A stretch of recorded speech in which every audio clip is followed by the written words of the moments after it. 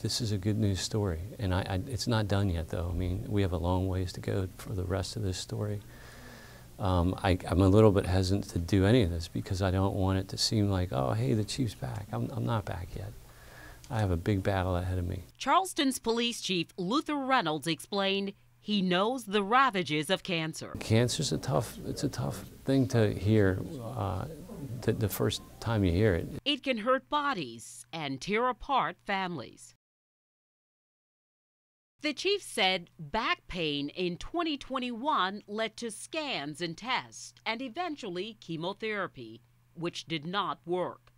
In my case, I got really, really tough chemo, and it actually got much worse. The chief said a difficult diagnosis sent him to Mayo Clinic in Minnesota, where he got more news about the disease. Type of sarcoma, there was only 100 or 200 cases ever in the history of diagnosis of this type of cancer. Chief, what was your reaction to the news that they would have to amputate your leg? I said, Doc, I do what you got to do. I want to live. I want to survive. I want to make it. You know, I want to have more time. Weeks after his leg was amputated, the chief said he's now looking to find balance. My mind is good. I'm very mobile with my crutches, and I have different ways of getting around.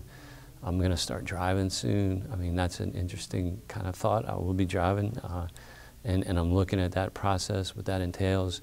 So I'm getting much more independent, looking at a prosthetic, and there's options, although this is pretty intense, the surgery I got. But there are options for me, and I'm already exploring some of those things. Chief, you have deliberately shared so much of this process with the community. We watched you get your head shaved, we watched you speak with your department, and now you're sharing this part of your story. Is that important to you, and why do you do it? I think the biggest reason is to help others, to encourage others. People that are struggling, they're kind of in a place where they maybe don't have all the support that they need, you know, or maybe there's somebody who's a neighbor who's on the sideline that sees somebody, maybe they'll get more engaged.